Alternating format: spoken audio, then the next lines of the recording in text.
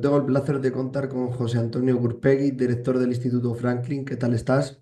Pues muy bien, buenas tardes. Bueno, lo primero, muchas gracias por tu tiempo y más en fin de semana. Bueno, Vamos a hablar sobre las elecciones de Estados Unidos. Ha ganado Donald Trump y yo creo que lo primero que podemos empezar es un poco, ¿qué crees que son las claves de la campaña que ha hecho para alzarse con la victoria? bueno, la sorpresa o la victoria en sí no es una sorpresa, entraba dentro de las posibilidades. Si era una posibilidad casi casi a 50% con el hecho de que hubiera ganado Kamala Harris, ¿no? La sorpresa viene por cómo la victoria tan contundente, ¿no? De alguna forma que ha tenido. Eso es lo que resulta más sorprendente porque ha ganado en todas las franjas o en los cinco grandes grupos, más o menos, que podía haber, que era el de los jóvenes, el de las mujeres, el de las minorías étnicas y, por supuesto, también el de los hombres blancos, ¿no? Y también ha ganado, pues en todos los estados ha ganado votos, incluso aquellos estados que han continuado siendo republicanos, también ha incrementado su número de votos, ¿no? Entonces, y sobre todo la gran sorpresa ha sido que incluso ha ganado en el voto popular por 5 millones de votos, que es una diferencia importante, ¿no? Bien, claro, como diría un castizo, pues a todo lo pasado es fácil hacer un balance, qué es lo que ha ocurrido, a qué se debe, ¿no? Entonces, Mm. por una parte, pues vemos que ha habido errores por parte de Kamala Harris y ha habido aciertos por su parte, ¿no? Por empezar con los errores de Kamala Harris, pues el primero sería ese cambio de candidato demócrata a mitad de carrera, o no a mitad de carrera, cuando la carrera estaba ya casi concluyendo, pues bueno, pues ha resultado o se ha visto que no ha sido todo lo beneficioso que ellos esperaban, ¿no? Ciertamente era el menor de los males, pues si hubiera seguido Joe Biden, la derrota podría haber sido incluso mayor, ¿no? Quedaba claro, sobre todo después del debate que tuvieron en el mes de junio, que Joe Biden no tenía ninguna posibilidad. Decidieron cambiar de candidato y se ha demostrado, bueno, pues que la decisión pues les ha penalizado, ¿no? Yo creo también que a Kamala Harris pues le ha pesado mucho el haber sido vicepresidenta con Joe Biden. Biden, un presidente que tiene una muy baja valoración popular, por debajo del 35%, en torno al 35%, y eso es muy bajo. Y como se ha visto, por mucho que Kamala Harris ha intentado desligarse de él, pues al final eso también ha pesado, ¿no? Y también entre los hipotéticos fallos que ahora vemos que ha tenido pues Kamala Harris ha sido que su mensaje no ha interesado. Es decir, esa línea sí que es un poco más intelectual, incluso un poco más progresista, en el sentido de, bueno, pues vamos a, mm, proponer una serie de energías alternativas a la energía tradicional o temas relativos al cambio climático, o en el caso de las mujeres, pues el aborto, o el estar hablando de libertades y del peligro que corría la democracia en caso de que Donald Trump volviera al poder, pues no han calado entre el electorado, ¿no? Entonces, esos, digamos que podríamos decir que eran los errores, de alguna forma, que, como digo, una vez conocido el resultado, pues Mm. podemos dilucidar de todo esto, ¿no? Y por otra parte, no hay que negar que también Donald Trump ha tenido aciertos en su campaña, ¿no? En primer lugar, ha mostrado claramente cuál era su idea de nación. Una idea de nación con la que se puede estar de acuerdo o no estar de acuerdo, pero el mensaje era muy claro y muy directo y se sabía o se veía cuál podía ser, ¿no? En ese sentido, no era como Kamala Harris que no sabía en el sentido de hacia dónde quiere llevar la nación, no quedaba tan claro. Con él sí quedaba muy claro, ¿no? El Make America Great Again. Vamos a hacer de América otra vez una nación grande, ¿no? Una nación poderosa. Y para eso tenía medidas muy sencillas, como eran garantizar los puestos de trabajo y detener la inflación de manera que la economía vuelva a florecer en Estados Unidos, ¿no? Es muy llamativo porque con Joe Biden la situación económica en Estados Unidos no ha ido mal. Es decir, el PIB ha ido muy bien, las exportaciones han ido muy bien, el empleo ha ido muy bien y lo único que fue mal al principio pues fue el altísimo déficit que tenía, ¿no? Con el resto de las naciones europeas. Y Trump ha sabido sacar partido de ello, ¿no? Y planteaba una pregunta muy sencilla. Realmente, todas estas disquisiciones que estamos planteando sobre qué ha pasado, qué ha ocurrido, por qué Trump ha ganado, por qué Harris ha perdido, puede resumirse perfectamente en una pregunta que él planteaba a sus votantes y en sus mítines. Les decía, ustedes o vosotros, ¿cuándo estáis mejor? ¿Hace 4 años o ahora? Si estabais mejor hace 4 años, la respuesta es que yo soy vuestro candidato. Y eso es lo que ha imperado, ¿no? Y por otra parte, la seguridad en cuanto a seguridad personal, por la delincuencia que hay en Estados Unidos, que ha encontrado un chivo expiatorio, que eran los emigrantes, unos emigrantes que además les decía a la población afroamericana y a la población hispana, les decía, son los que os van a quitar los puestos de trabajo, y por otra, esa seguridad que les daba, que no se iban a desubicar empresas diciendo voy a rebajar los impuestos de las empresas, también a vosotros voy a rebajar los impuestos y así ninguna empresa se marchará y aún más. Voy a imponer fuertes aranceles a todas las importaciones de manera que se fomente la producción interior, que es de lo que vosotros trabajáis, ¿no? Y eso serían más o menos pues las claves sin entrar en la letra pequeña. Claro, desde fuera vemos un poco la política de Estados Unidos, que es la relación que tiene internacionalmente con algunos países, los conflictos, y al final no es lo que les interesa a los votantes de Estados Unidos, lo que les interesa es lo que les afecta a su bolsillo o la vida diaria que allí tienen. Yo creo que también desde fuera es un análisis que no hacemos porque realmente a los ciudadanos de allí y ciudadanas no les interesa cómo se comporta en la no importa tanto la ayuda que pueda ofrecer a Ucrania. El conflicto de Israel yo creo que ahí sí que más en Oriente Medio puede ser que más les interese, pero en otras partes internacionales no es lo que realmente marca la elección de un candidato a otro, ¿no? Sí, bueno, en este caso también, en ese aspecto no lo he comentado antes en la pregunta anterior, pero también está bastante relacionado.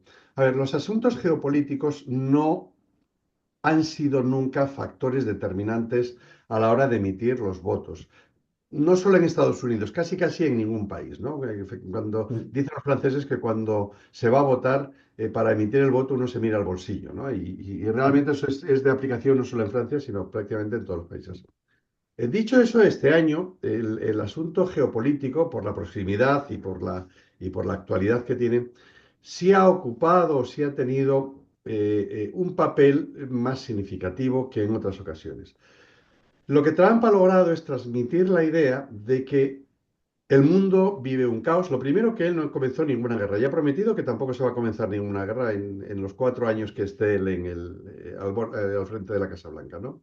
Pero después lo que viene a decir es que la situación actual del mundo, refiriéndose sobre todo a Ucrania y Oriente Medio, se debe a que Estados Unidos no ha sabido ejercer su liderazgo. Y prueba de ese caos, o prueba de esa pérdida de liderazgo que tiene Estados Unidos, es la retirada de Afganistán. Las imágenes de esa caótica retirada de Afganistán, eso es lo que ha traído el gobierno Biden y sobre todo la pérdida de respeto, o esa imagen como pérdida de respeto del mundo por Estados Unidos. Y en esa imagen de hagamos grande América, de nuevo, no es hagamos grande nosotros solos aquí adentro, sino que hagámosla en el mundo.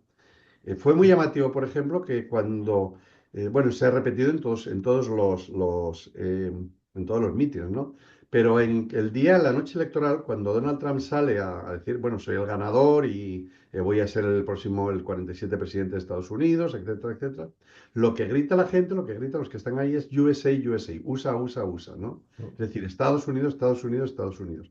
Porque tienen esa sensación de que con Biden, Estados Unidos va a ser de nuevo ese gendarme que va a haber en el mundo, que va a controlar incluso estos temas de índole geopolítica.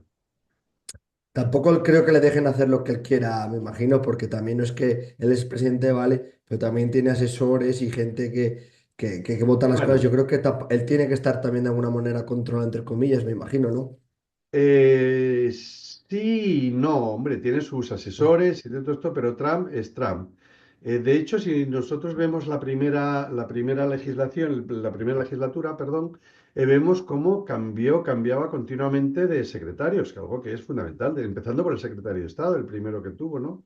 O cambiaba continuamente que ha sido ya un nombramiento que ya tenemos hoy, que es el de jefa de gabinete. En su primer mandato tuvo 4 jefes de gabinete, porque cuando se le contradecía, Trump los cambiaba. Entonces, si no hace lo que quiere es porque no quiere o porque hay alguien que tiene la habilidad para hacerle cambiar de opiniones o llevarle por el camino de la sensatez en algún momento. Pero Donald Trump es siempre Donald Trump. El poder que tiene ahora es absoluto. Estamos hablando de poder absoluto, no solo en el gobierno, porque obviamente, además de ser el presidente, controla el Senado, y me imagino que en breve va a ser ya cuando le digan que también controla la Cámara de Representantes, con lo cual va a controlar todo el Congreso. Controla el Tribunal Supremo. De los 9 miembros del Tribunal Supremo, 6 son conservadores y 3 los nombró él. Y sobre todo, en este sentido, controla de forma total y absoluta el Partido Republicano. Ya lo tenía bastante controlado, pero yo creo que a partir de ahora, ese resquicio que quedaba por ahí, esos versos libres tipo Liz Cheney o Kinzinger o alguno de estos, pues ya están totalmente fuera del partido, ¿no? Entonces tiene un control absoluto sobre todo, ¿no? Y no hay nadie en este momento que se atreva a contradecirle. Y sí que, bueno, pues Susie Walsh, la nueva jefa de gabinete que ha nombrado, pues tal vez pueda hacerle recapacitar. Parece ser que es una mujer ecuánime, sensata, que sabe llevarlo, que sabe, según he oído dejar, que Donald Trump sea Donald Trump, es decir, que Trump sea Trump, pero sin embargo sí que sabe matizarle. Pero pensar que en su gabinete va a hacer gente que pueda hacerle entrar en razón y todo esto, sí se deja, porque ahora tiene control absoluto tanto sobre el gobierno como sobre el partido. Sí, y llama la atención también que sus ideales de la justicia van a quedar en nada, me imagino.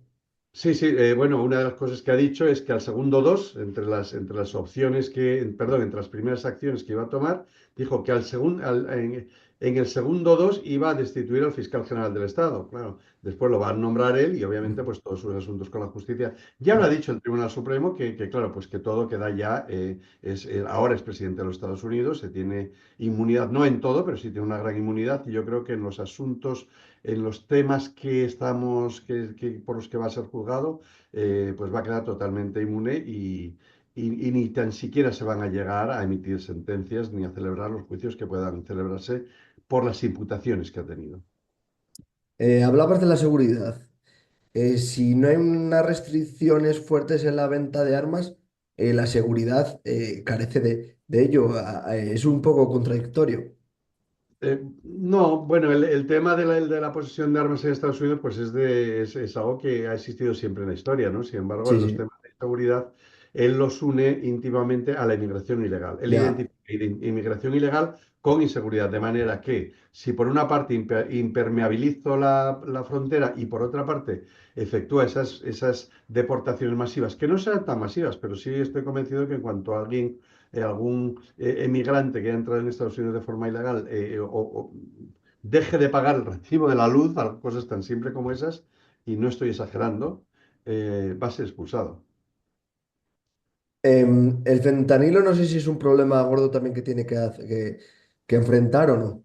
Sí, bueno, son los temas de droga y todo esto. Entonces eso va dentro del paquete de seguridad que estábamos Por eso. hablando hace poco, ¿no? O sea, pues él el tema, por ejemplo, el tema de la droga lo relaciona mucho con México, y dice que si México no impermeabiliza por su parte también la frontera, pues va a imponer un 25% de impuestos a todos los bienes que vengan desde México. Si siguen sin impermeabilizarlo, impondrá un 50 o un 75 o un 100, así progresivamente. Entonces, y eso él lo dirige fundamentalmente o piensa fundamentalmente en emigración ilegal, y ahí sí que mete también a los cárteles de la droga, ¿no?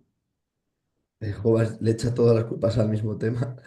Sí, bueno, sí, Eh, realmente toda su campaña se reducía al tema de sí, la, al sí. tema de la inflación, el tema económico y tema de seguridad. Y el tema de de seguridad en dos vertientes, seguridad en lo que es el puesto de trabajo y después seguridad personal.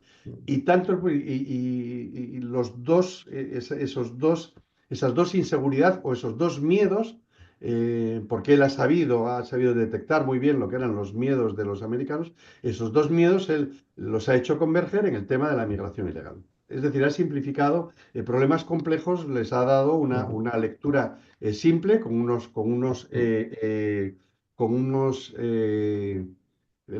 soluciones también simples. En cuanto a la sanidad, también importante, para cualquier persona que vive allí, acceder es muy alto el coste. Él es un antivacunas, eso tampoco le ha afectado mucho en la campaña o en su elección.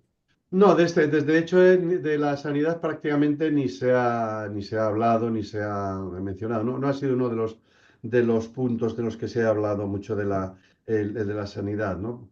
Y en cuanto a lo de las antivacunas, parece ser, y todo indica, que un nombramiento que se da, hombre, no voy a decir que esté seguro, pero casi se está dando por seguro, es precisamente el secretario de Sanidad, que muy probablemente sea Robert Kennedy, sobrino del Kennedy de John Fitzgerald Kennedy, que era demócrata, incluso se postuló para presentarse a las primarias demócratas, después se retiró y terminó apoyando a Donald Trump. Y parece ser que él se haría cargo de sanidad y él también es un negacionista de las vacunas, aunque ha dicho que si efectivamente ocupa ese puesto o esa cartera, va a permitir que la gente se vacune de lo que quiera, pero que sí que va a dar toda la información sobre las vacunas para que después los ciudadanos puedan elegir libremente si quieren o no quieren vacunarse. Claro, otra persona importante que ha sido en su campaña es Elon Musk. ¿Cómo de importante crees que o cuánto le ha repercutido su relación con él? ¿Cuánto le ha podido beneficiar? Bueno, es difícil lo que Elon Musk le haya beneficiado, ¿no? Realmente los apoyos que tenía Kamala Harris eran mucho más populares desde todos los puntos de vista, de cantantes, la Oprah Winfrey, es decir, había muchísima gente que le apoyaba, incluso republicanos, como decía antes, ¿no? Entonces, lo más, no sé, no acabo de ver realmente la importancia que pudo tener en la definición del voto. Tal vez sí, no, no estoy diciendo que no tuvo nada que ver, tal vez sí.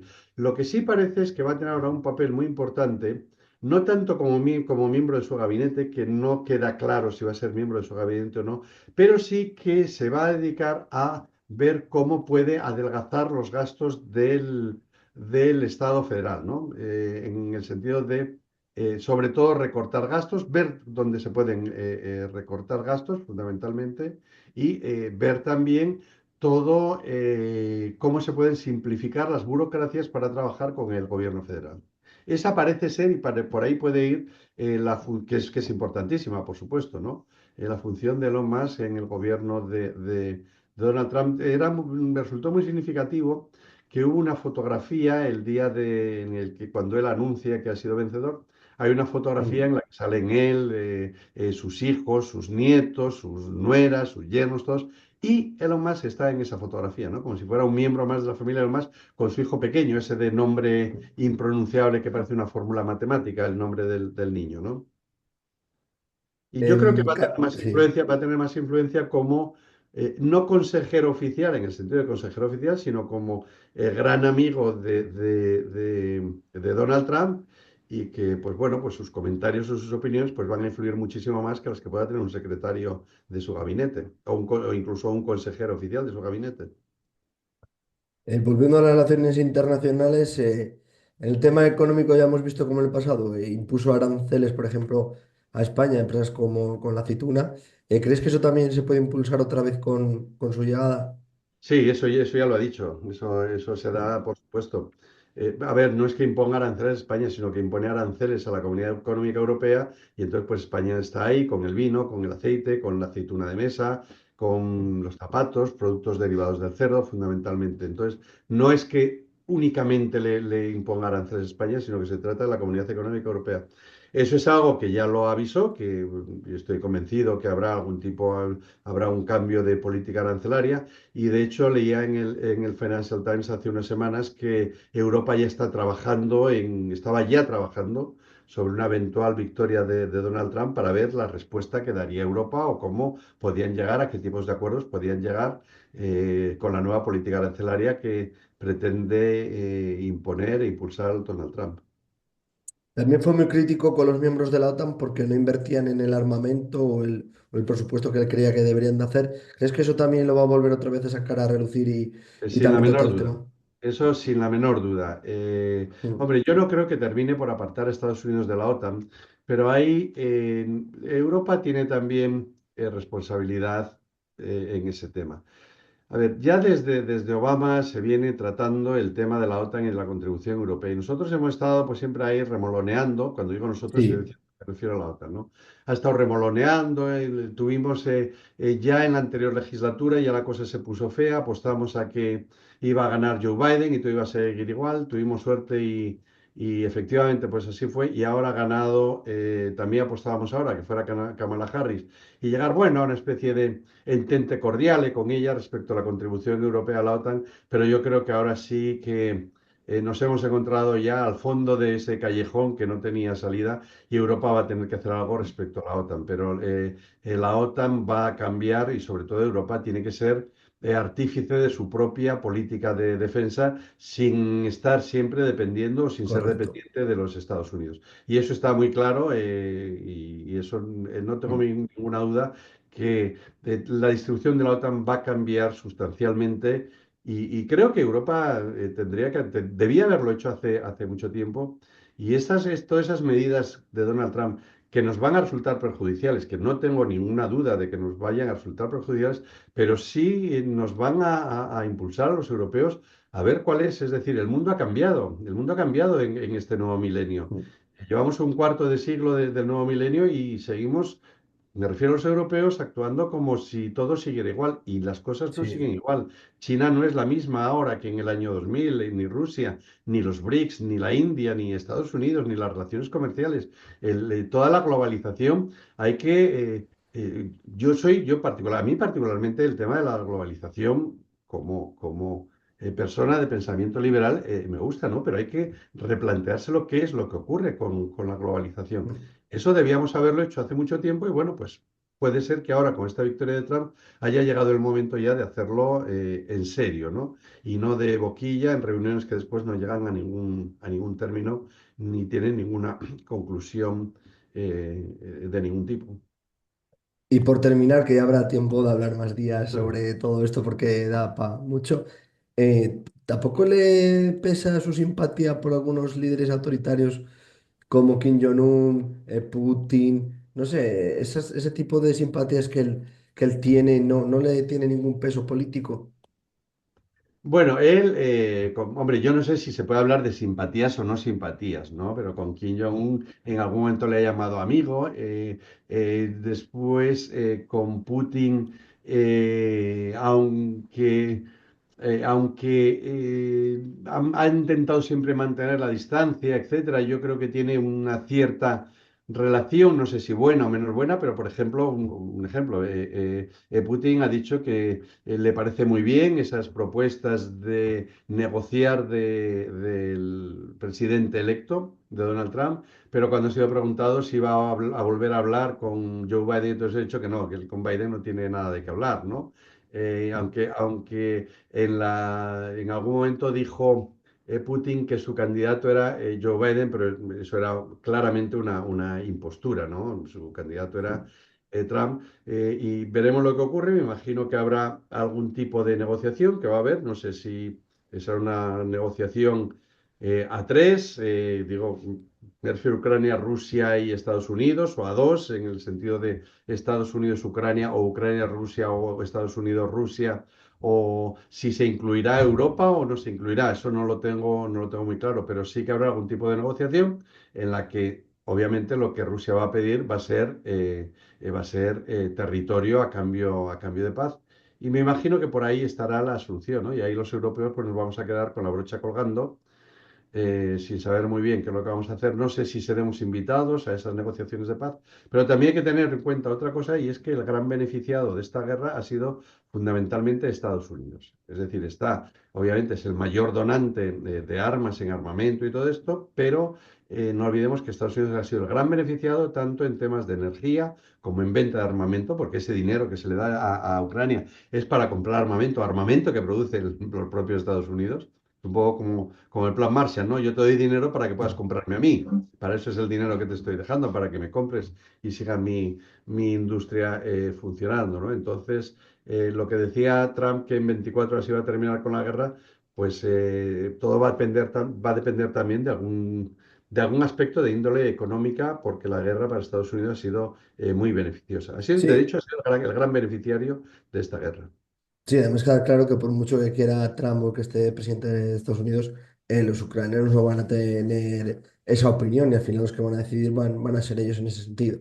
Sí, Aunque porque es obvio. me imagino que Donald Trump pues, le dirá a Zelensky, oye, hasta aquí hemos llegado, te corto el grifo del dinero y bueno, te propongo una salida medianamente honrada en unas negociaciones de paz en vez de que Rusia te pase por encima porque no vas a tener con qué defenderte, ¿no?